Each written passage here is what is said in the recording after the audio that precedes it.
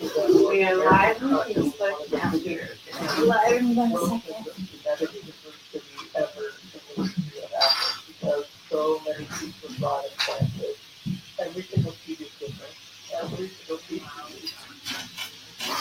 is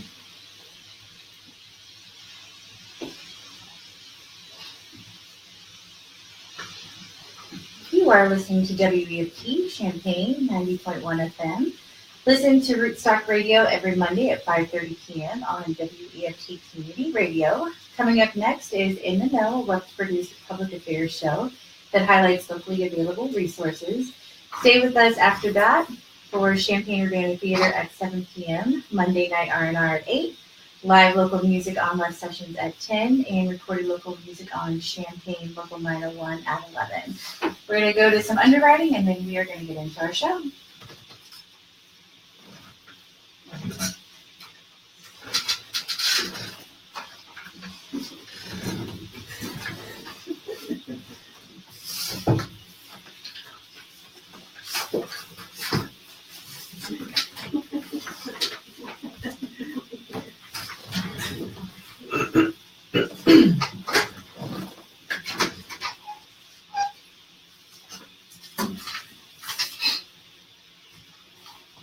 Good evening, CU community. You're listening to WEFT 90.1 Champaign. Welcome to In the Know, a public affairs show where social issues, trending topics, relevant research, and important perspectives are discussed so you, the listener, can be in the know. The opinions expressed on this show are those of the host and guests and not of WEFT. We're streaming live on my personal Facebook page, Sherry Williamson. Listeners are welcome to submit comments and questions on the Facebook live stream or via Twitter at Nature79. Tonight we're going to be talking about social justice, specifically educators involved in social justice campaigns, initiatives in the local school district, and we're going to learn a little bit more about what that looks like. So I'm going to have my guests introduce themselves. We're going to start over here with Emily. You can tell us a little bit about yourself. Hi, I'm Emily Kerlin. I currently teach English as a second language at Booker T. Washington STEM Academy in Champaign. I also taught at Martin Luther King Elementary School, and my longest teaching stint was at Westview Elementary School in Champaign. Hi, I'm Katie Flugge. I teach social studies at Central High School and I've taught there for the last 16 years. And I'm Lindsay Aikman. I teach at Centennial High School. I teach freshman English, and I teach AVIN, which is a college readiness program. And I also teach social justice seminar. I've been teaching for 15 years. Awesome. So I actually just learned about the Social Justice Educators Collaborative. How long has that been around? Formally for about 2.5 years now, and prior to that it met informally for a couple of years. It sort of grew out of the need of area educators who were teaching a class called social justice, sort of wrap their minds around what that looks like. How do we teach that? How do we assess that? How do you grade a child on something like that? How do you plan for that sort of class? And then sort of grew out of that other educators within the community saying that they felt the need for a space where they could talk about social justice issues. Okay. So, obviously somebody felt like there was a need to have social justice within the school district somewhere. I guess where did this kind of come from, this idea to have social justice being taught in the schools? I don't think it's unusual for teachers to see themselves as activists. This is a way that we bring curriculum to life. How can you study the civil rights movement without also recognizing that we are experiencing a civil rights movement right now? So I think that is perhaps one way that there's an urgent need for it being involved. Yeah, I mean, I think for many educators, it's always there in the back of your mind, or implicit in the lessons that you're constructing for your classes. As far as like officially being an initiative, at least Unit 4, that's been within the last 5 or 6 years. And pretty recent. Yeah. And then the course itself that Lindsay teaches at Centennial and I teach, it's sister version over at Central, the Social Justice Seminar. But then the Educators Collaborative is also a safe place for educators kind of debrief and think about how policy decisions are impacting our students, their families, our colleagues. So that's what the collaborative is about. Okay. Yeah, I mean, I can definitely see that there's a need for that. There's so many hot topics going on, and a lot of it's fueled by just headlines. I think a lot of people are educating themselves just based on headlines. They're not unpacking what a specific topic means, even historically what it's meant. So what does it mean now versus what it meant 20 years ago? And so I think there can be a lot of confusion in understanding different topics. And then when you want to go beyond that too, especially when you feel like as a youth, you may feel a little bit oppressed by just your age. How do you change the world around you? And so how do we start molding their minds to feel empowered so they can do that? And I think that's always the $1 million question. How do you get people who may not normally be the ones to rise up and start creating change to see that they have more power than they do? This has kind of historically been the members of the collaborative. Is it just teachers, or are there other people beyond that? It's been teachers, social workers, psychologists, university faculty, whether those are professors or graduate students, community members. And we brought in community members to guest speak and share themselves as a resource and their contact information. So it's truly meant to be a collaborative that unites the Champaign-Urbana area and brings educators all together on the same table who are passionate about the same topics and serve as a way for us to pool our resources, listen to some of the trials and tribulations that our friends are going through at different local school systems, be that at the university level or at the elementary level, or whatever they might be coming from. So it's been a broad span of educators. Mm-hmm. But really, anyone who's working within education who shares an interest in or passion for social justice issues, we're very welcoming. So. Great. So I think, maybe even taking a step back, when we talk about social justice, that's even subjective, I think, what people look at social justice, what they determine it to be. I think that's, I remember having a talk with a faculty member, a few years ago, and he was saying a lot of social justice, it depends on the lens that you're viewing it in. People who sit in privilege will view social justice very differently than those who don't have privilege. And even the concept of privilege is subjective. But when you're talking to students about social justice, because that can be a pretty big umbrella, how are you bringing this to them to say, we're going to talk about social justice? I just had this conversation today with my social justice students. We talked about how, although we might not agree with everyone in the room, if you're in chains, I'm in chains too. And I'm not free until you're free.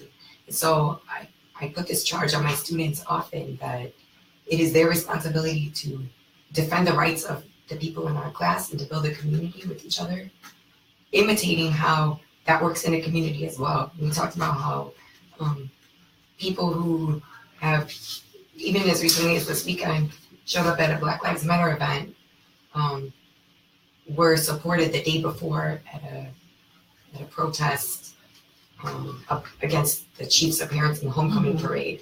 And we also talked about how members of our union will show up in support of the GEO union. And so just creating that small classroom community of I support you, I take care of you in the hallway, on social media, wherever that might be, is meant to be a microcosmic example of how we want community members to function too. Your rights are my rights. That's something that we talk about, again, in the social justice class at Central as well, is sort of how we can be upstanders, right? Just because we maybe don't necessarily agree with what's, the issue or what have you, we do care about each other as humans. And when we see someone being mistreated because of some aspect of their identity, we need the tools and the resources and the language to be able to stand up against that. And if we're unsure, to be able to call in other allies, which is really, I kind of try to focus on that with my students, right? Like we're, as Lindsay said, we're a community, and how can we translate the way we are here in the classroom out into the larger school setting, and then, the rest of their community and their future. So it's really focused. I think there are 2 points that, I heard from both of you where, like you said, if you're in chains, I'm in chains. I think it's hard to have that appreciation where, again, there's where that privilege comes in, where when it doesn't affect you, it's hard to see the importance. It's hard to see the urgency of how to address things or needing to address them in the first place. But, at the same time, when you're looking at community, we're all based, in the same community. So when you have children who are not doing well in school, at some point they graduate and they become a community issue, which is how a lot of people look at it. Well, then you need to be proactive. I've always kind of made the argument with friends who are a little bit more on the conservative side that you always pay. You either pay at the front end when you're being proactive or you pay at the back end, and it's going to be much more expensive.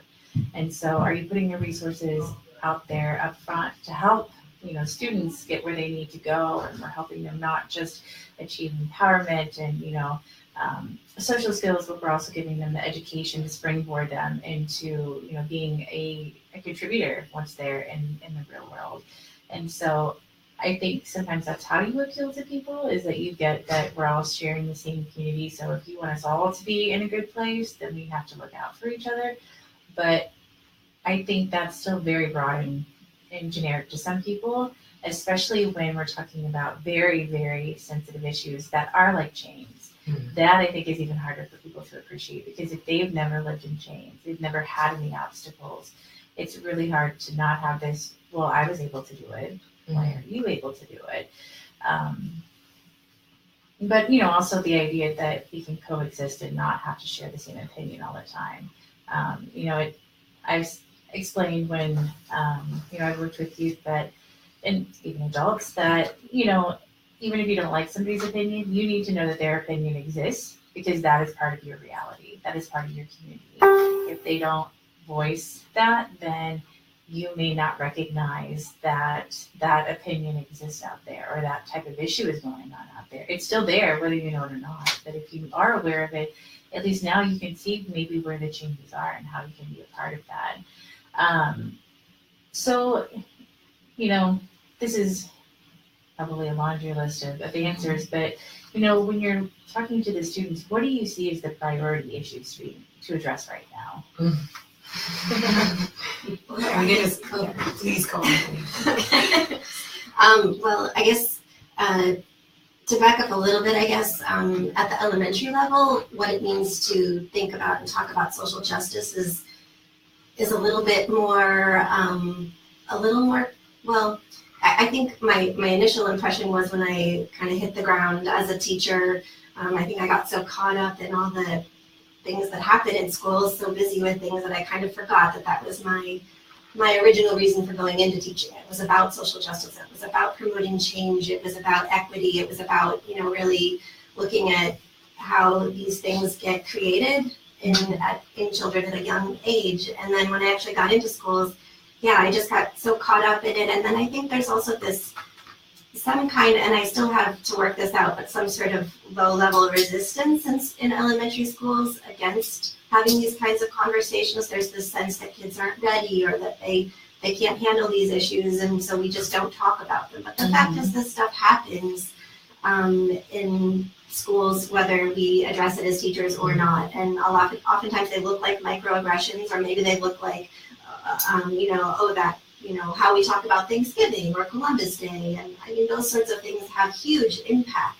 And if teachers aren't willing to talk about them, and they just kind of go with the flow with the whole, Pilgrim Indian nonsense, then you're participating in this, this just perpetuates things that are, I think, really dangerous. So anyway, where I was going with this, though, is that, I'm an ESL teacher, so I work with immigrant kids with lots of different immigrant statuses. And so last year, for me, I just got thrust into this position of being just what I do in the classroom is political. What I do is social justice. My job became extremely clear in the building, and just in general in the community, was just to advocate for these kids who were terrified. And then kids around them were also, some of them were scared for their friends, and some of them were just reiterating rhetoric that they'd heard on TV. But it was like, wow, okay, you have a clear path now. What you do is political, whether you like it or not, and that's where then this group became even more important to me. Well, I think there's a lot of truth behind the idea that inaction is action, that by not being involved. And I think that's where I see the importance of social justice with, kindergartners, all the way up to, 12th graders, is that when they have teachers who are not willing to have the conversation, that is an inaction. And if they're replicating that in action, where we're not going to talk about this. And, you can also as a teacher going up against whatever they're learning at home, which can be a huge uphill battle anyways. But if they don't, like you were saying, have a space where they can talk about it, where they're hearing it at home, or they have questions about what they're hearing at home or in their community or their neighborhood, they're not having a space where they can have that conversation. I think that leads to inaction. It leads to kind of a being complicit with what's going on around you. And that's a very dangerous path to start down, because not even just for the community at large, but for that individual not feeling that they can even advocate for themselves. That now it's always just under the rug, and that starts leading to, I think, a very oppressive mindset that they have for themselves. I see, headlines even in Champaign where we talked about the issues with the community and the Champaign police, or even the Urbana police. So, children are learning that there's some level of tension there. I remember having a conversation with a parent saying that their children are apprehensive, and it's not really what they taught them, it was what their neighborhood taught them. That if they come up to you, they have an agenda. Be very careful what you're saying to law enforcement, which is unfortunate that there's that relationship that's being established in them as, elementary school age children.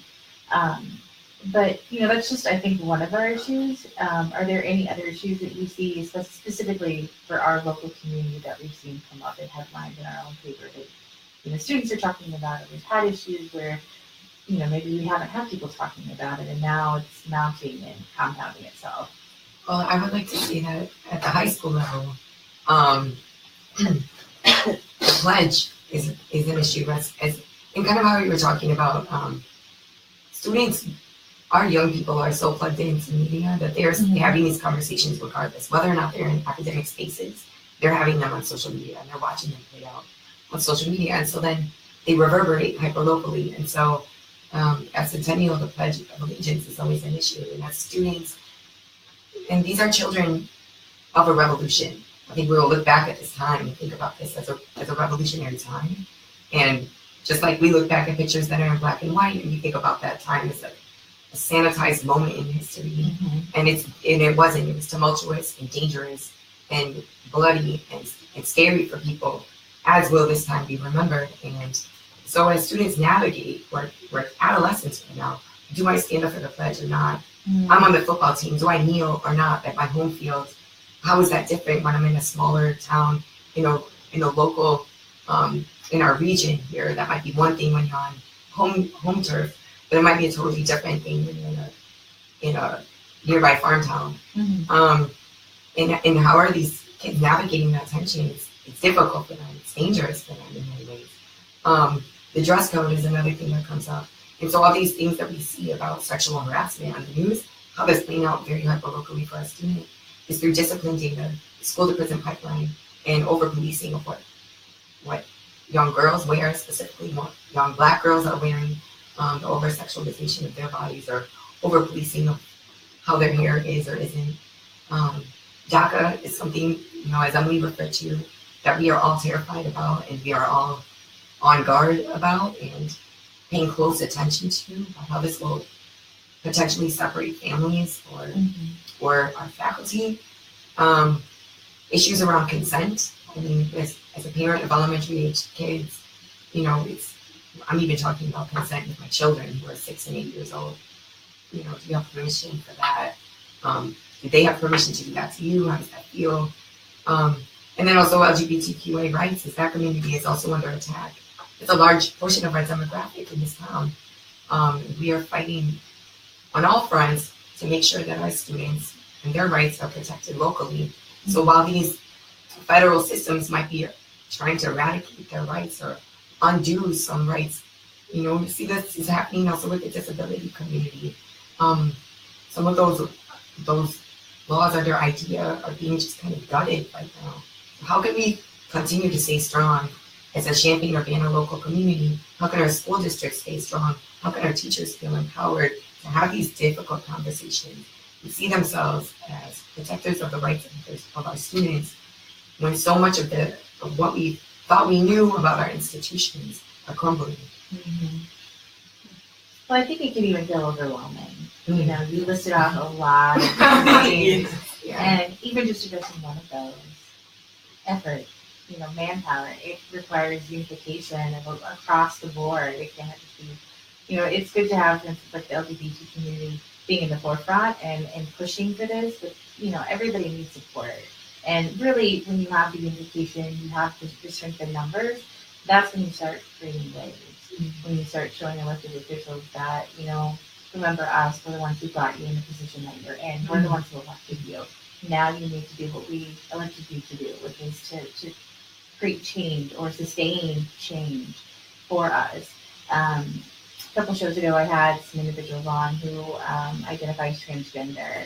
And, you know, it was, one of the people who was calling in, you know, he was talking about legislative changes that have been made, you know, for healthcare to be able to provide for that community. And so, you know, none of this is overnight, and it all requires strategy. You know, it cannot just be screaming at the rain. It has to be strategy of saying, this is what we need to do. But I think especially with students who, you know, either identify to a certain group and are in a group that, you know, rights are being threatened, or they have friends who they want to be able to support, I think we find a lot of times, again, how do they do this, especially if they are going against a mentality in their houses that they don't agree with or don't agree with anymore, or maybe now they understand completely what that mentality means, and so now they don't agree with it.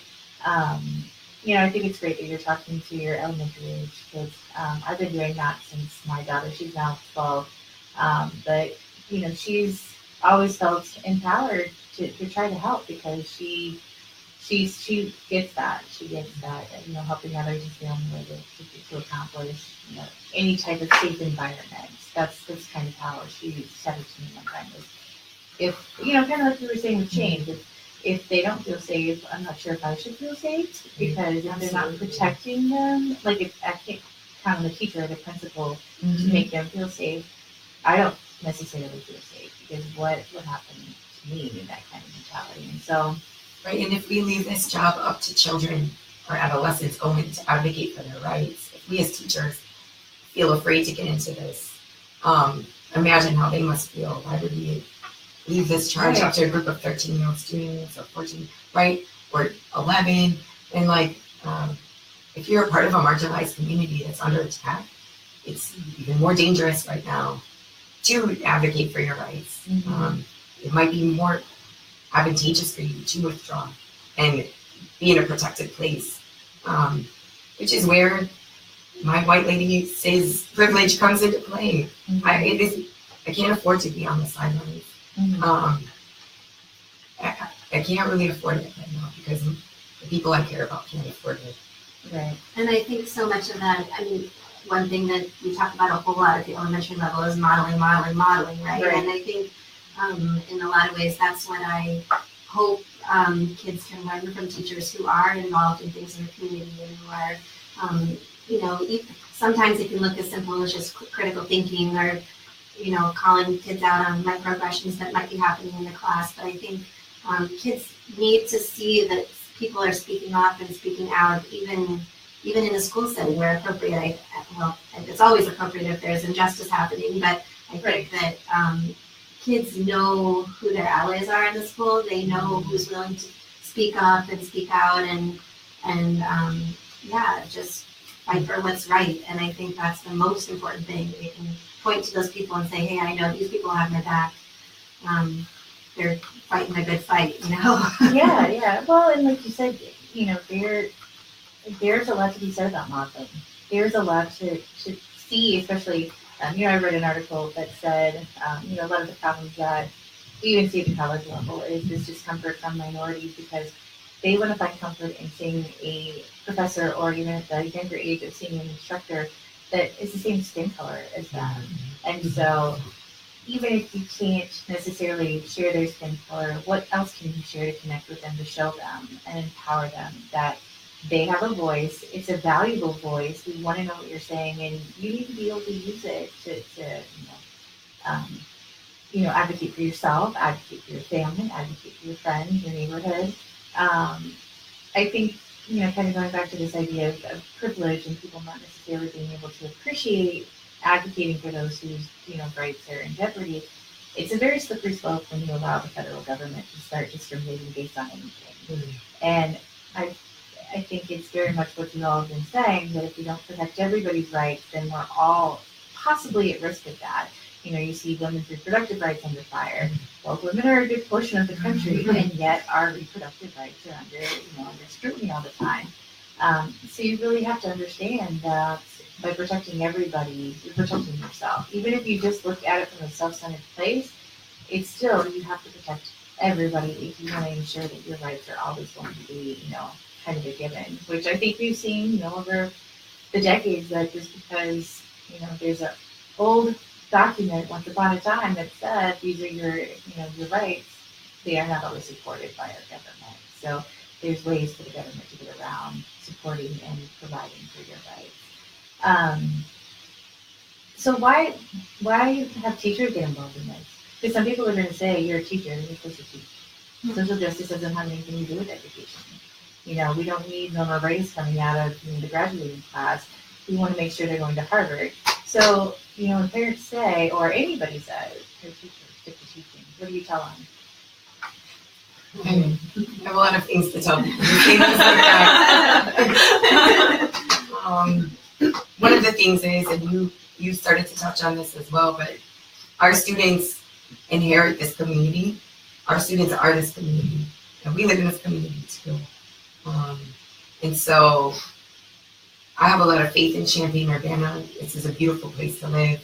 There's always work to be done everywhere. There's work to be done here, and we are doing that work. But like you said before, our job is to foster critical thinking. Our job is to empower students to fulfill their potential and their goals, whatever that might be. And I see it as my job to remove obstacles for them to achieve that goal. Whether or not I agree with them politically, I will always respect my students and always support them completely. Because we most likely, we will continue to live in this town all together.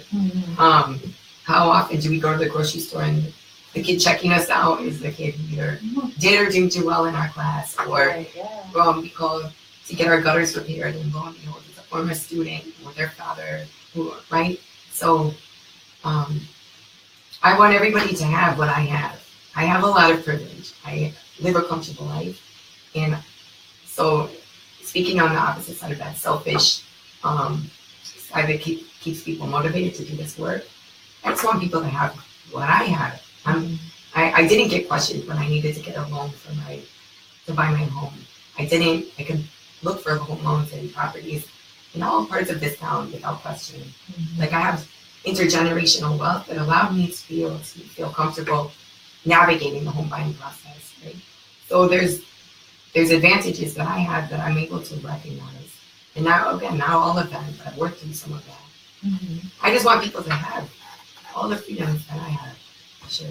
I think there's a misconception with some people that if a teacher is social justice mindset, or is he's teaching a class called social justice, that there's some level of indoctrination going on or something like that. And that's not what it is at all. I mean, my classroom and the classrooms of others who are involved in this work isn't a place where we teach children this is what's the correct. We ask questions, and we have them ask questions of each other, and insist upon respect, and you listen to ideas, and you talk about ideas, not people.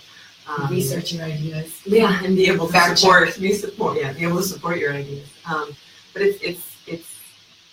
it's imperative that we teach our children, our students, to have these conversations. We can't just hide from them and say that it doesn't exist.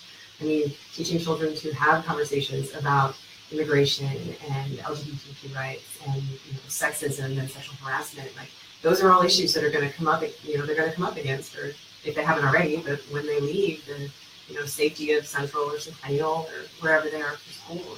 And so to ignore it doesn't do them any good. Mm-hmm.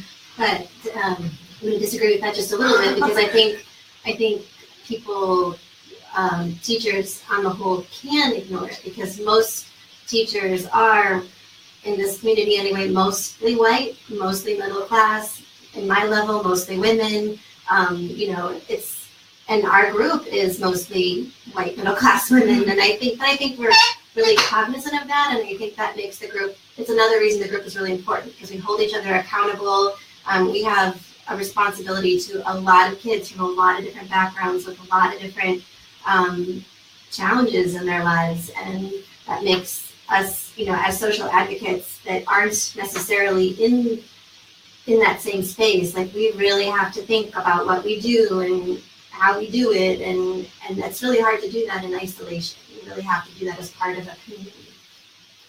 So, we're kind of talking as the issues come up about the different obstacles that you face. And what would you say some of your greatest obstacles are for doing this type of work? Numbers. You need more people in this country. And another obstacle that you are referring to is we don't have the diversity in our faculty that mirrors our student body. Mm-hmm. And there's a lot of reasons for this, and I'm tired of the reasons. I just want action. And there's initiatives, and there's bridges being forged, but I want more than that. We have a large turnover in our staff. We have staff of different racial backgrounds who even don't return because sometimes they have hostile experiences. They move, they're not incentivized to stay. And that makes this work difficult for the children in this community who need to see themselves reflected in the faculty. So other work that we continue to do as people inside of the system is fight for that, request it, follow up on initiatives, try to support initiatives that do foster recruitment and retention of diverse staff. That's one thing that I see. Mm-hmm. What are some other obstacles? I would say resistant colleagues, who dismiss, the conversations or the need for the conversations with students and with other staff members. I teach this, I don't need to talk to kids about that, or they don't need to be thinking about this, they need to do this homework or what have you. The fact that, as teachers, we have power sort of within the classroom setting, but that doesn't necessarily translate to any other level, right? And so the people who do have power within a building or whatever, not standing up and using it and saying this is what's right and this is what we're going to do. So having these ideas and this, this energy, and then kind of hitting it against the brick wall. Do you think some of that comes from living in a litigious society? That people are worried that somebody's going to sue the school because you're talking about stuff that you're not supposed to be talking about? Because you can't please everybody all the time. But I think, there are some topics that they are very, very, play it very close to the chest, and they're very private with how they discuss it or how they introduce it, or even how they foster discussion about it to try to sustain. Sometimes I feel like there's an agenda that they're trying to sustain. I don't always agree with that agenda, but, and I say they, meaning a broader administrative perspective within the district. But, do you think, I hear some parents say that, I don't feel my teachers are taking action because I think they're worried somebody's going to sue them if they single out my child. But kind of in the same vein, now you're talking about some very hot topics. I mean, just even the idea of DACA, just that by itself was, even within the district, people saying, if they're not supposed to be here, they're not supposed to be here. Mm-hmm. Well, what if this is somebody who's been friends with your student for 5 years, 6 years? It's irrelevant at that point. So again, it's these topics that not everybody agrees on, so I think there's this fear that if you talk about the wrong thing and the wrong person hears about it, they could make waves. But I think if you have enough people on the other side of that argument making similar waves, at some point, even if it kind of becomes a very bumpy water, you still have to have that discussion because both of those opinions exist in your district. So how do you find a way to reconcile it so people can appreciate both sides of the story? So the answer is yes. People are afraid. We are in very polarized times. Voices on both sides are loud.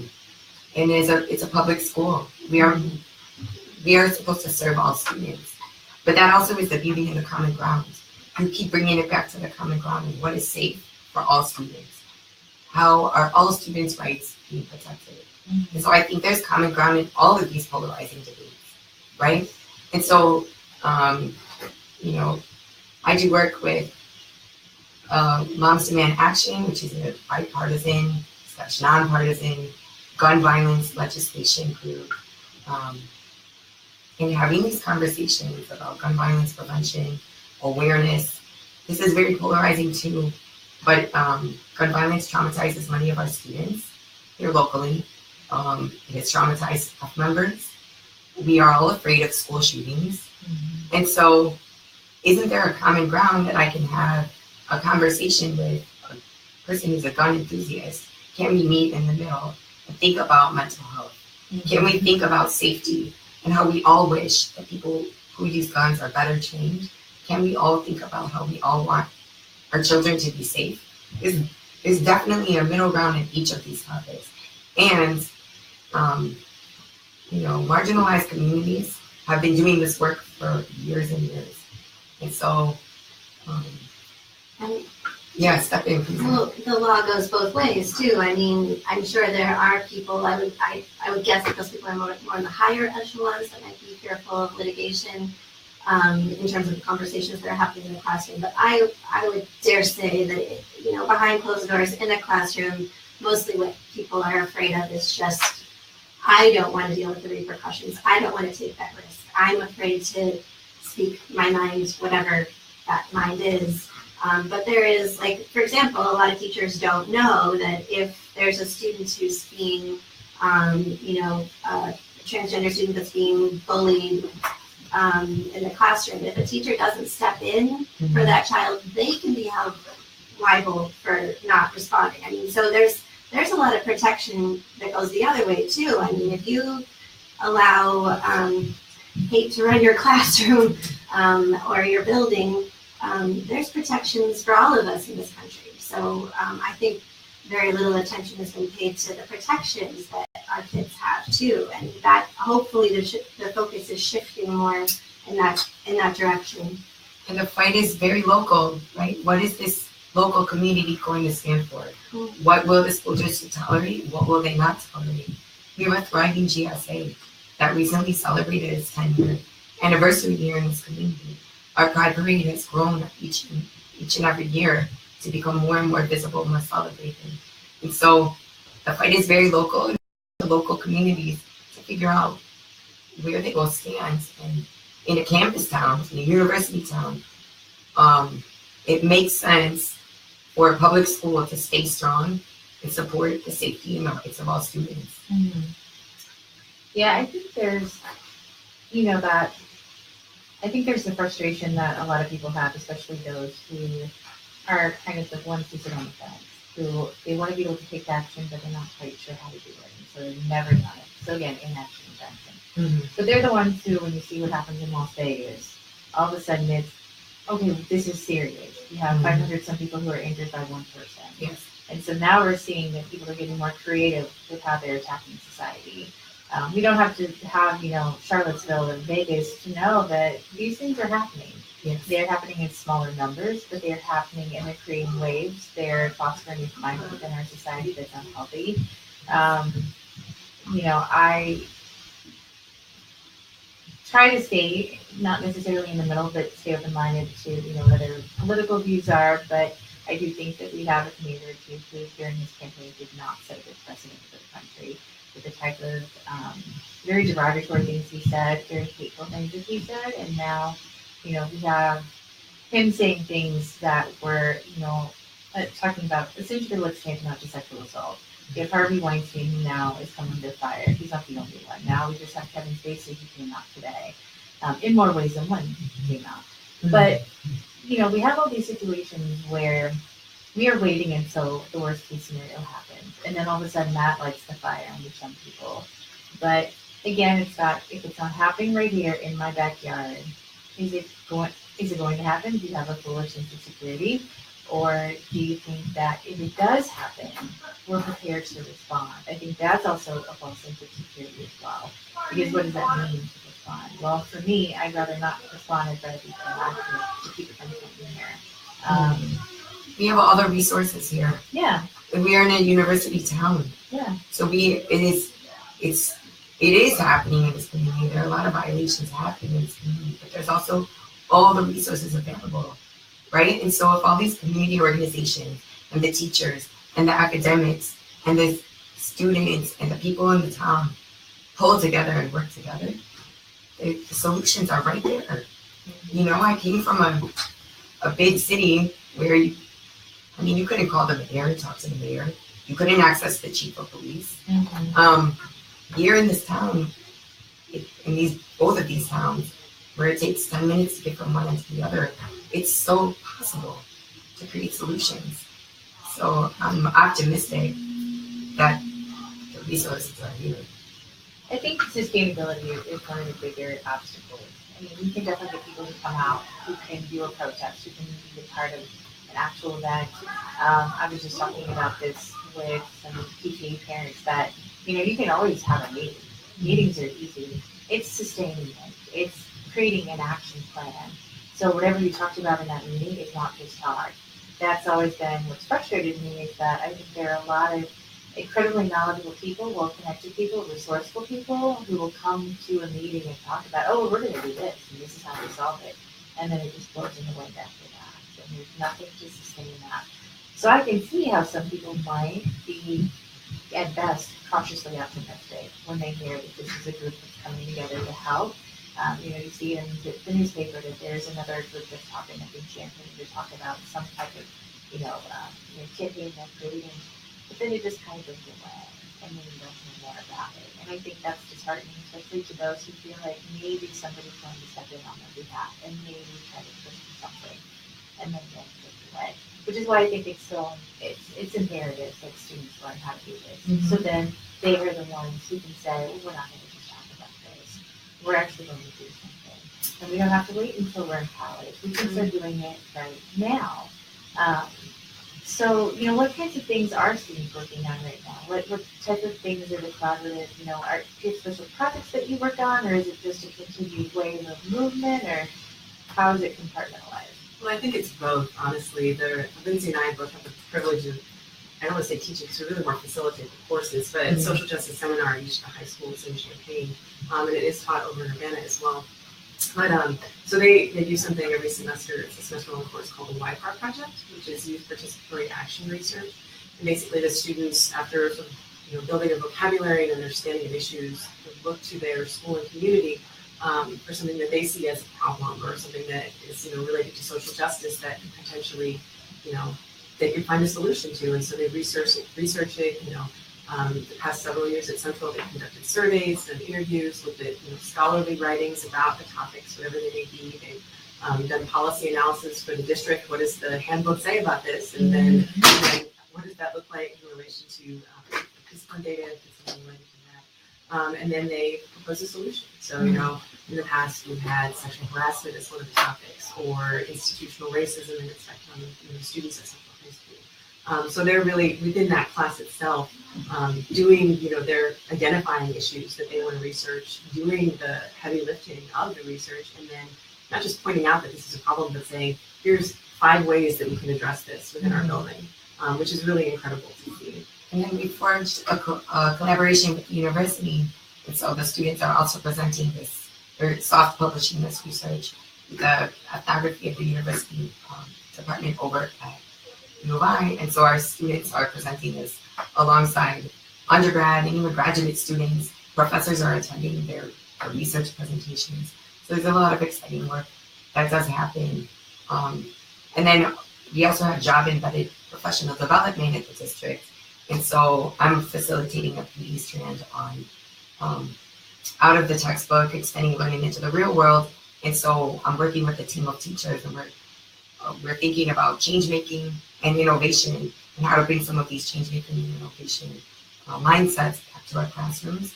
So those teachers will empower their batches of students they work with. I mean, at the high school, you probably see 100 to 120 students a day. So there's 30 more teachers or 15 more teachers who are working with 100 more students in ways that fit their curriculum to get their students to take action in their communities. So those are some of the ways. Emily, what do you see in the elementary school?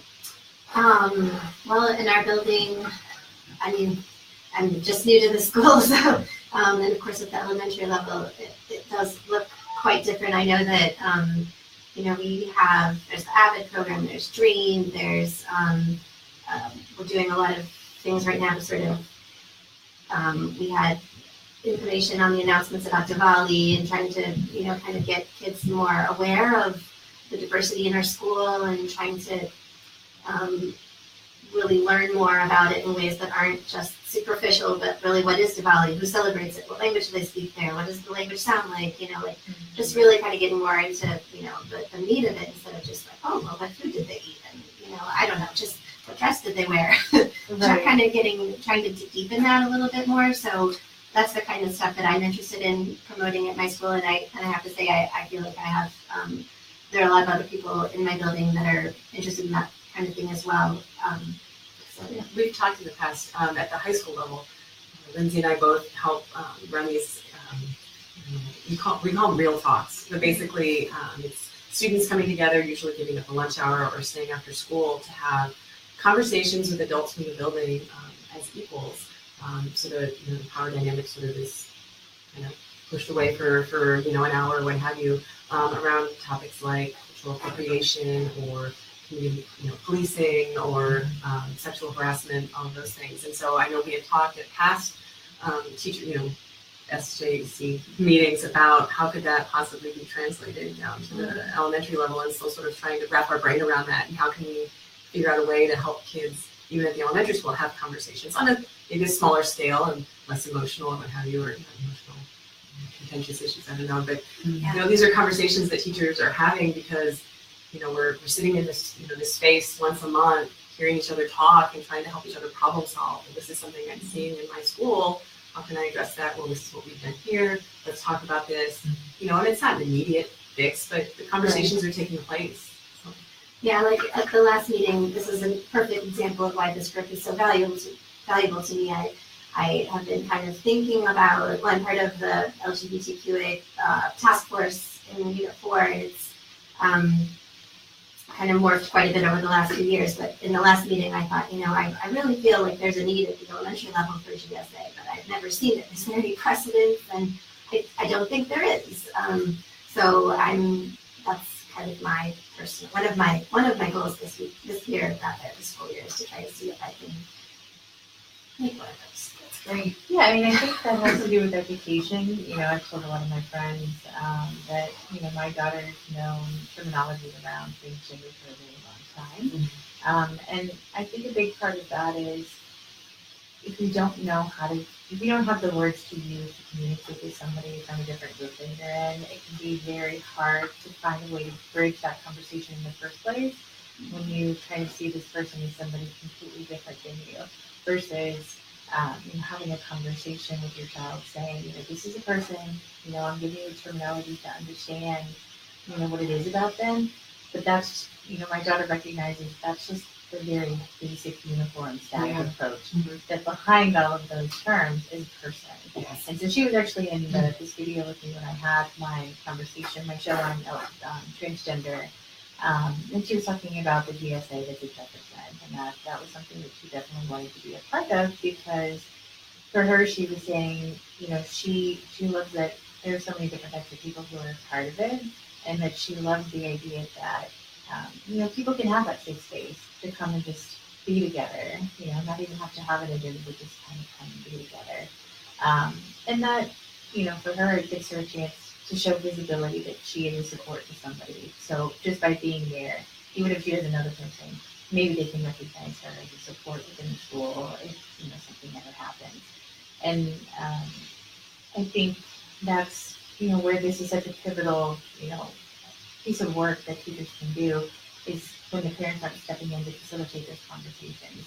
You have people who the children are very familiar with, they see you every day, that, hopefully you can have that, be that catalyst for, conversation and talking about things that, like you guys said before, they're already talking about it.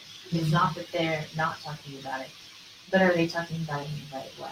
I think it's the grown-ups often that are more guilty of not talking about it. Yeah, we were talking on the show that I had on mental health when we were reviewing 13 Reasons Why. And again, it was, they're having the conversation now. Even if this is the first that they've had it, now you know for sure they're having the conversation. So a lot of parents were nervous because they said, and now I need to be a part of that conversation. And I don't even know where to start with this, because if I talk about it with them, is that kind of putting an idea in their head? So again, I think some people are well-intended, they just don't have the means to have that conversation. And so, I would love parents and, your group to be able to come together and say, we aren't the only ones who can have this conversation. If you want to be able to have a conversation with your students, here's what we're doing in the schools. Support us by mirroring that in your home. So, it doesn't have to be that they agree with everything, but just being able to have that conversation and teaching their child to have the conversation. I think there's a lot of times where, district officials feel like they need to somehow disabuse parents of a certain way of thinking, that, it doesn't completely align with what they see as a safe space in the district. And so, we don't want anybody who's radical or who's going to be a crazy activist, but kids are going to push the envelope more and more. I feel like, especially with the generations that keep coming up, we see them because of social media feeling that they know everything and they really don't. So I think it's an integral part of their education, just as a person, to have teachers like you who are saying, here's the conversation, let's have it. Let's not shy away from it. Tell me, your raw-handed perspective on this, and let's figure out how, like you were saying, how we can all meet in the middle. Because I think that's really what we're trying to do. We're not trying to say that this is the right way of believing. It's how do we coexist, Right, and for some parents, the schools, they might not be hearing the conversation because they're too busy. Mm-hmm. They might not be hearing the conversation because it's too dangerous. Mm-hmm. They might have had different conversations because systems are dangerous to trust. And school hasn't been a positive for them. Mm-hmm. So how do we work so that we are not going against that fear that some students are coming to school with? And a lot of that also goes back to not having a diverse staff to work with, because we're not really understanding how deeply ingrained the fear or the shame or those negative emotions are for students. For students, I've had students who are children of immigrants talk about how grateful they should be for being here, for everything the parents are doing and trying to work and rebuild their lives, the sacrifices they've made, but then they're still experiencing microaggressions or clear aggressions here.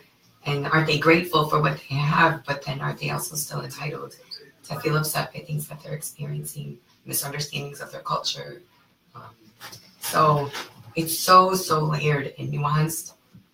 So we need to be having all of the conversations all of the time. And so this group of social justice educators that come together, just like you all were saying, it's a place for us to come together, gather around food and drink, share resources, share stories, and equip each other with strategies and connections to go back to our school systems and work with.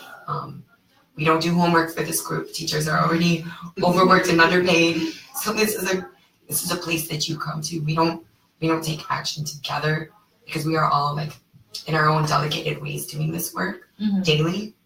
The work of throwing yourself against walls of oppression, we do that. And we continue to get better at it and learn from our mistakes. But Yeah, I just wanted to touch on that. There are kids who are having these conversations, but they're not the conversations that we think they're having also. Right. Well, when we were talking on the show 13 Reasons Why, one of the providers who was on the show said, a good place for parents to start is figuring out what the definitions that children have of mental health. Mm-hmm. And that can be the same with this. What are their definitions of social justice? What's their definition of racism? What's their definition of, I was with my daughter one time, and one of the children that was with her used the word bigotry.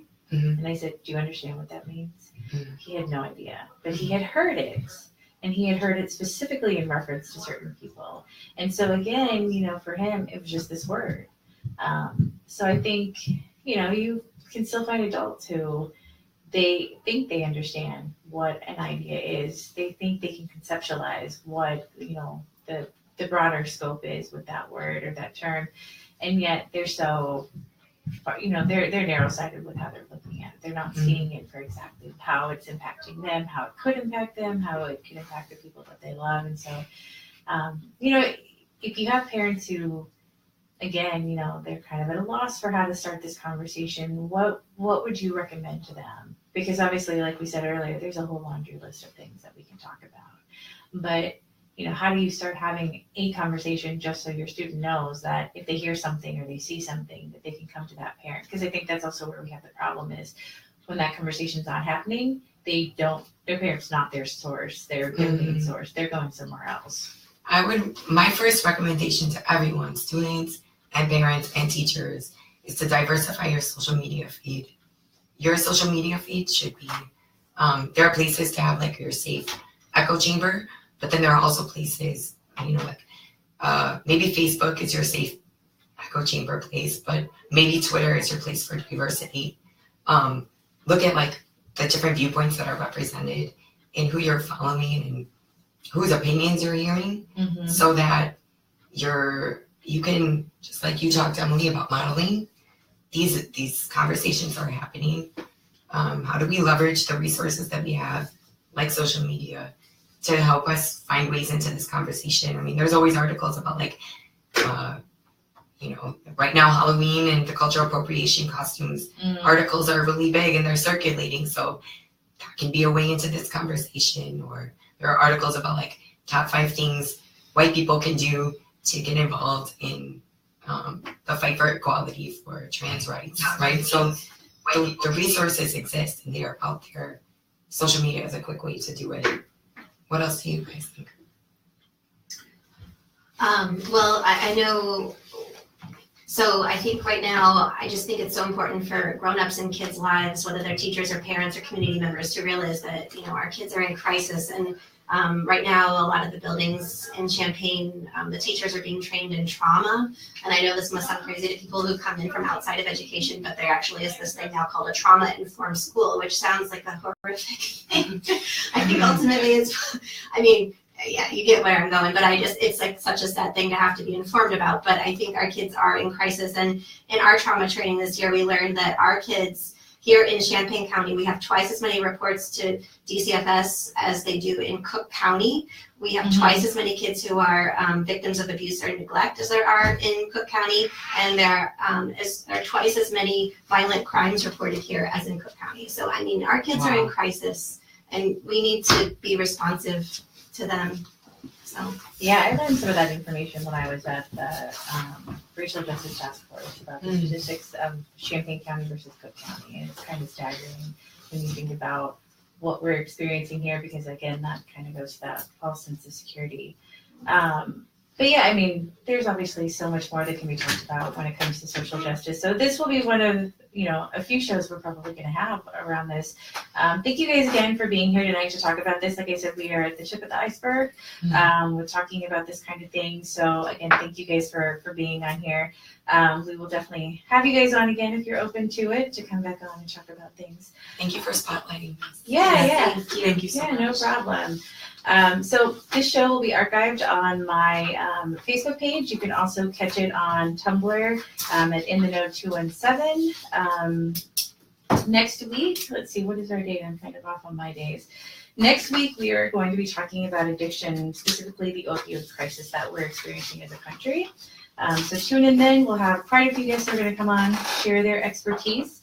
But thank you again, CE Community, for listening to the show tonight. If you have any questions, feel free to hit me up on Facebook. Thanks again, guys. Thank you. Thank you.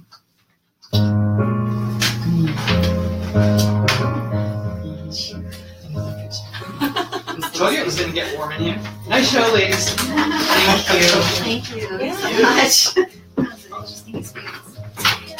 It was neat.